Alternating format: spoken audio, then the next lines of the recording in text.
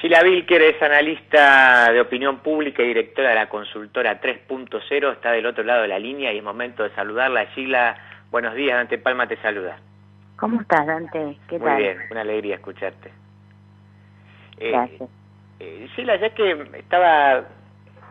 varias cosas estuve pensando. Hacía tiempo que te quería llamar y de casualidad encima en los últimos días leí una nota que publicaste, así que bueno, estructuré un poquito la entrevista en función de aquello que te quería preguntar y aquello que escribiste en esa nota y que voy a hacer referencia en un ratito. Pero lo primero era preguntarte acerca de lo que ocurrió ayer. Digamos, Alberto vuelve a ponerse al frente del anuncio en torno a la extensión de la pandemia, algo que no había realizado en las últimas dos extensiones.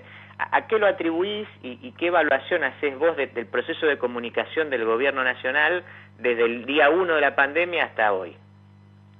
Mira, me escucho con rebote, ¿eh? Sí, vamos a tratar de mejorarlo. Yo te escucho bien acá, pero ahora le voy a Okay. decir a Facundo en la operación que ver de qué manera puedo ir resolviendo eso. Si sigue, avísame y lo vamos modificando.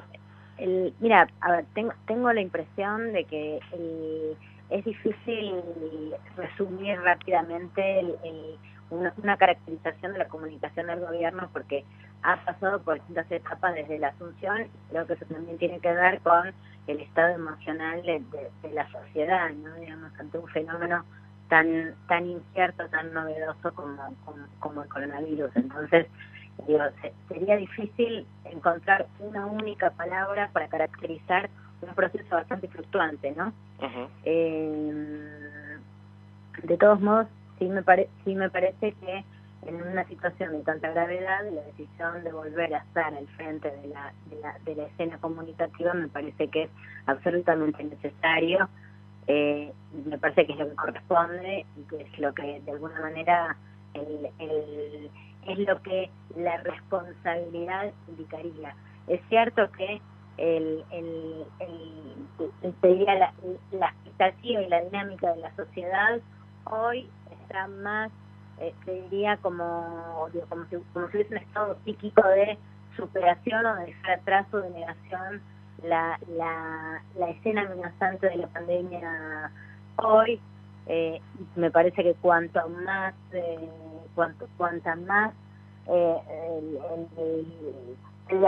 ninguneo de la pandemia, más necesidad hay de volver a marcar una y otra vez su estado de amenaza, ¿no?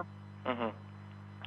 Ahora, Sheila, ayer en la nota esta que leí, que escribiste en la revista Panamá, hablas de un gobierno de la pausa, ¿no? Que estaba pausado ya desde un principio porque, indicaba que todo su plan tenía que ver con primero resolver la cuestión de los acreedores y después entra en pausa porque le cae encima la pandemia, una pandemia que creo que estoy citando literalmente, vos decís que desrealiza el futuro, quita esta idea de futuro, lo cual para mí es preocupante porque cualquier gobierno que no tenga forma de establecer algún tipo de vínculo con el futuro tiene problemas. La pregunta sería, ¿qué está haciendo el gobierno o cómo intenta salir de esta segunda pausa?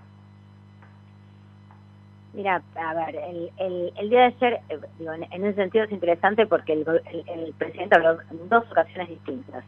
En una, más temprano vinculado a obra pública, más tarde vinculado a la escena del COVID. Me parece que ese doblete, te diría, es de alguna manera una metáfora de dónde estamos parados hoy, ¿no? Digamos, o sea, un poco en la dinámica de volver a reactivar y un poco en la escena de volver a dimensionar la dramaticidad del COVID, ¿no? Entonces, si vos me preguntas a mí, yo tengo la impresión de que hay un esfuerzo, hay algo donde la dinámica de volver a salir fuertemente con la obra pública, con la activación, me parece que, como intención está. Los niveles de efectividad, me parece que hay tantos problemas de arranque hay esta dinámica también de pausa, digo, porque una cosa que no sé si era para charlarlo así tan ligadamente, pero yo tengo la impresión de que el estado de pausa en relación con el COVID es un estado, si querés, de carácter ontológico, digamos, ¿no? De alguna manera la enfermedad irrumpió en la vida social generando una especie de parálisis. Y creo que esa parálisis o ese estado de pausa o ese estado de suspensión de los proyectos, de la idea del futuro, de la idea de, digo, que se manifiestan en frases muy simples como yo este año tenía pensado hacer estas cosas y la verdad que dejé todo en suspenso. O con la pandemia no sé si seguir, o esas formulaciones que se dan en lo individual pero también se dan en lo social, se dieron en Argentina pero también se dieron en otras partes del mundo. Entonces a mí lo que me da la impresión es que esa dinámica de pausa es en parte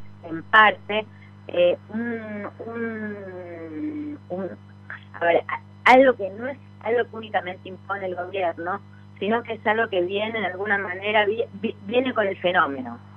Entonces las dificultades para vencerlo tienen que ver con que ese estado, bueno, yo creo que tiende a comérselo todo, ¿no? Tiende a avanzar sobre cualquier lógica por ahí de un poco más de actividad. De todos modos, la verdad que digo, el gobierno hoy está teniendo dificultades para salir de esta escena, ¿no? Digamos, lo que yo tengo la impresión es que las iniciativas o los esfuerzos que ha tenido últimamente han quedado desdibujados, han quedado en la nada, los problemas afloran de un modo o las escenas de amenazas de riesgo y de problemas también, por supuesto, afloran, dirían, de un modo más acelerado del que aquel en el que se buscan respuestas o se trata de resolver los conflictos, ¿no? Sí. Ahora, ante la pregunta acerca de la identidad de Alberto, que es otra cuestión ahí bastante controversial, vos respondés que es como el personaje de Batman, el de Harvey Dos Caras.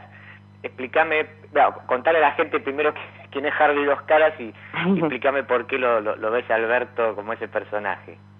Mira, el personaje Harvey Dos Caras es un personaje espectacular, fantástico, del que no sabemos si es un héroe o un villano,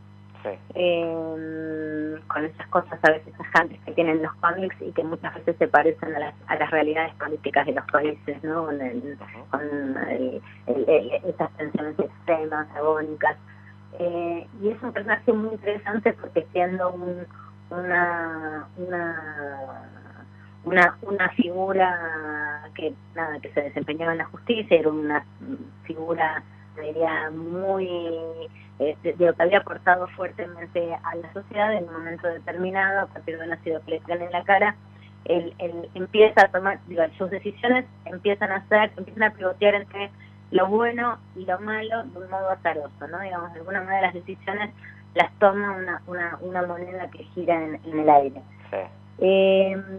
Lo interesante de acá es esta cosa de puede estar con unos y otros, ¿no? O sea, puede responder a unos intereses y puede responder a otros, y me parece que eso que en muchos casos puede ser como un problema, me parece que en el caso de Argentina había sido presentado o había sido soñado o imaginado como la posibilidad de una síntesis, ¿no? La posibilidad de articular armónicamente posiciones que a priori parecerían irreconciliables. Bueno, digo, me da la impresión de que justamente el principal atributo que tenía Alberto, y por eso la hipótesis es los Albertos y no Alberto, ¿no? Digamos, siempre pensamos o asociamos la idea de Alberto con la idea de Alberto. Bueno, no era Alberto, era Albertos. Y me parece que esa capacidad de síntesis, que había sido sería muy prometedora y muy promisoria en la situación de campaña, en la situación electoral, bueno, empieza a tener problemas en la gestión, ¿no? Digamos, ese pivoteo entre, es como dice Cristina, es como dice Héctor, me da la impresión de que cuando en la gestión representa un límite, un problema, porque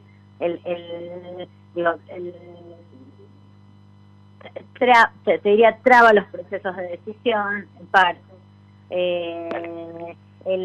Eso que era sintético en realidad no lo es tanto. De hecho, termina no estando nadie contento, ¿no? Digamos, para el mundo más peronista, más kirchnerista, el presidente no termina de serlo plenamente. Para el mundo de la oposición, el presidente termina siendo un títere. Entonces hay como una escena en la que las demandas de un lado y de otro, en lugar de potenciar la síntesis, lo que buscan es la exclusión de la diferencia. Bueno, no es lo que representaba Alberto en términos electorales, ¿no? Digamos, hay que aprender, me parece que ese atributo que era la confluencia, la convergencia de esas diferencias, bueno, eso es lo que es difícil volverlo material, ¿no? Volverlo no una promesa, sino justamente un mundo de concreciones en ese pivoteo. Ahora, Gila, me parece que creo que vos coincidirás que tanto la voz, incluso el tono, los modos de Alberto son uno de sus mayores, es parte de su mayor virtud, y de hecho es casi el único que comunica en el gobierno y por cierto lo hace bien. Ahora la pregunta... Pero eso es un error, Dante. Para mí eso es un error. Sí, corregime, decime vos. No, a ver, coincido con lo que estás diciendo, pero me parece que esa virtud, que esa virtud en realidad no termina de ser bien usada porque termina siendo la única voz o la principal voz de gobierno. Y si vos tenés al presidente hablando, el presidente vuelve irrelevante a todas las otras voces.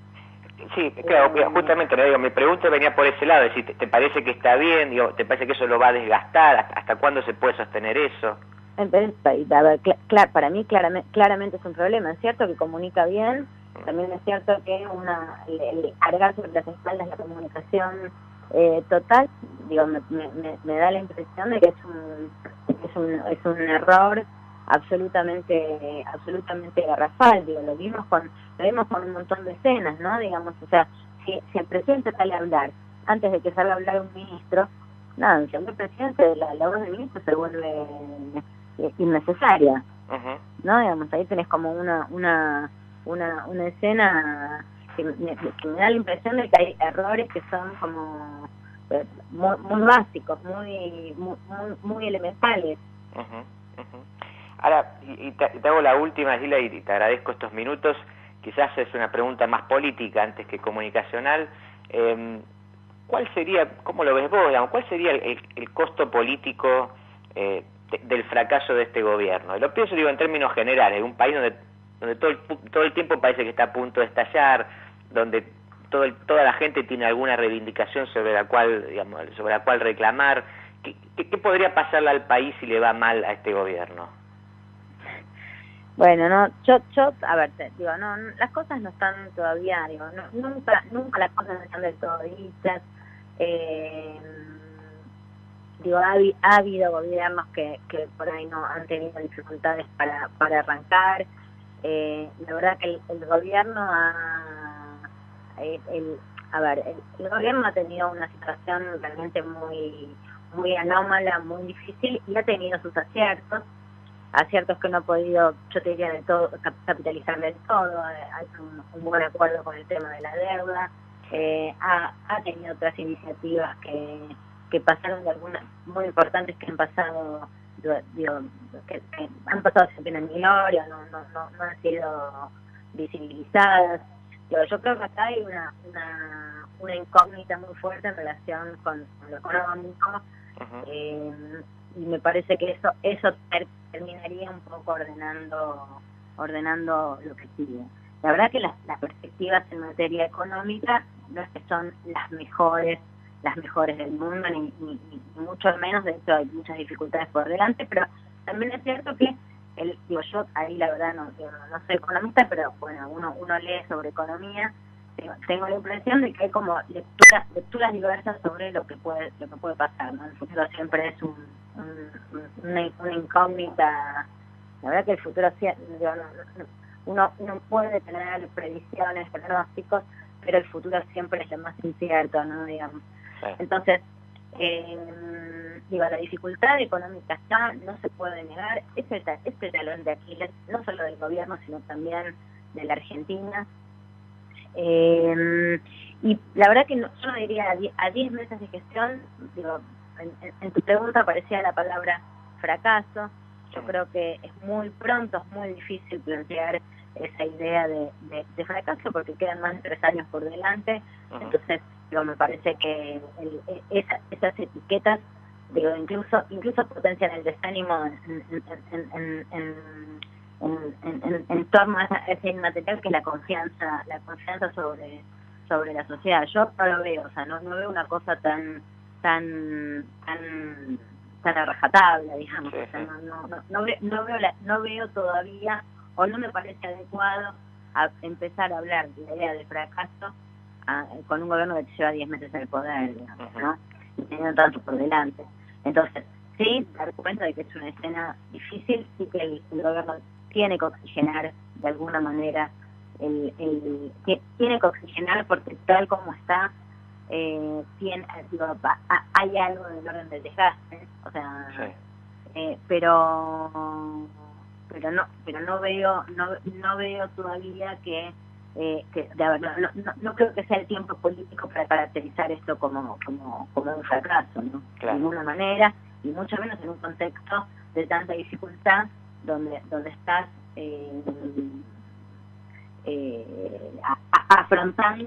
afrontando un fenómeno que todavía está, yo diría, en desarrollo. Estamos atravesando la película por la mitad y que no sabemos tampoco cómo termina ni acá ni en el resto del mundo.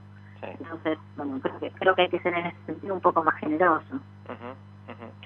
Gilda Vilker, analista de opinión pública y directora de la consultora 3.0, mil gracias por esta comunicación con No Estoy Solo. Al revés, Dante, un abrazo para vos. Dale, un beso grande.